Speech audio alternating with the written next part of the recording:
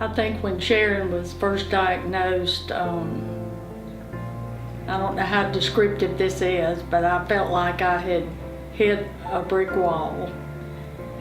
And so many things that happened after that could be blocked out in my mind, but it was startling and a lot to learn, and oh goodness, it was a changing lifestyle, I guess I can say. When Sharon was first diagnosed at the age of 10, Mother and Daddy must have been in their late 20s or right at 30. And you wonder, oh my gosh, how did they go on, you know, and then another diagnosed, and then another, and then another, but they're troopers. They never made it seem as bad as I think it truly was. You know, they always, I was 2 years diagnosed by myself before my next sister was diagnosed, and I think that I never felt different. You know, they just kept a positive attitude about it, which I know it was hard. My parents were very good with keeping their diagnosis and their T1D top priority. We all knew how to take care of them and knew what to look for, the signs of the highs and the lows. I mean, we just knew what to do in that situation, whether it was to go get a glass of orange juice or call mom or dad to come in the room. It was just part of our life. I think it's, in a lot of ways, it's been harder on them watching all of us have the diabetes than and dealing with it than it's like my husband always says, I wish I could take this away from you for just one day.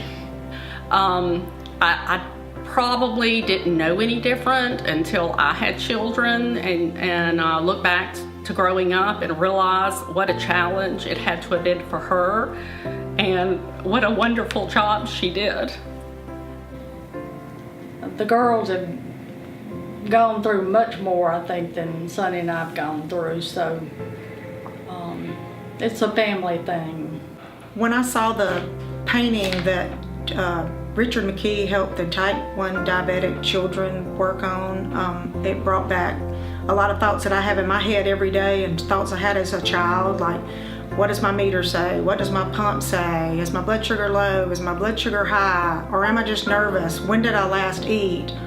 Am I okay to drive? Am I okay to go to sleep? All those thoughts that you have daily, that when your children have type 1 diabetes, you have to think those thoughts for them or try to figure out how they're feeling or what their blood sugar is when they, even young ones, when they can't tell you. And when I think about, I worried about my children when I had them, and would they have type 1 diabetes, and that's an additional worry. And now I think about my grandchildren, and not that I didn't worry about my children, but I would hate for my children to have to go through what my parents went through, but that is just a daily struggle that everyone with type 1 diabetes or type 1 diabetes in your family, it affects everybody. We a lot of times had to give them orange juice and sugar and different things to get them off of this when they would have reactions. It was scary in the early days, especially very scary, very scary.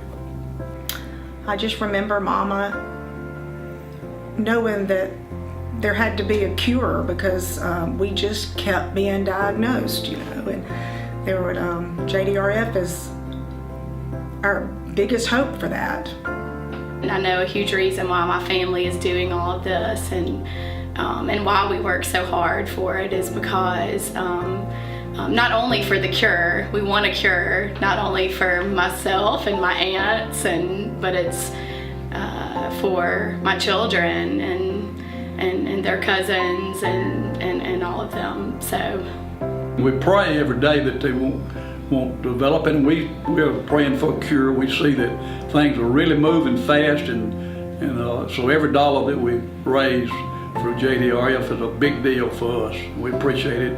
Look forward to a cure, hopefully during our lifetime. We're a hugging family, but if we hear there's a cure, we're going to have lots of hugs and lots of tears. I'm really excited that Mother and Daddy are being honored tonight. You know, I'm always so proud of them. Well, I'm so happy that Mom and Daddy are being recognized tonight, because after all the years of raising 4 daughters with type 1 diabetes and supporting JDRF all these years and praying every night for a cure for us, for our children, for grandchildren to come, they deserve a medal. I'm thrilled that my parents are being honored tonight for sharing their story and fighting for a cure. I feel so blessed that Mother and Daddy are being honored tonight. They have been so supportive to all of us, all of our lives.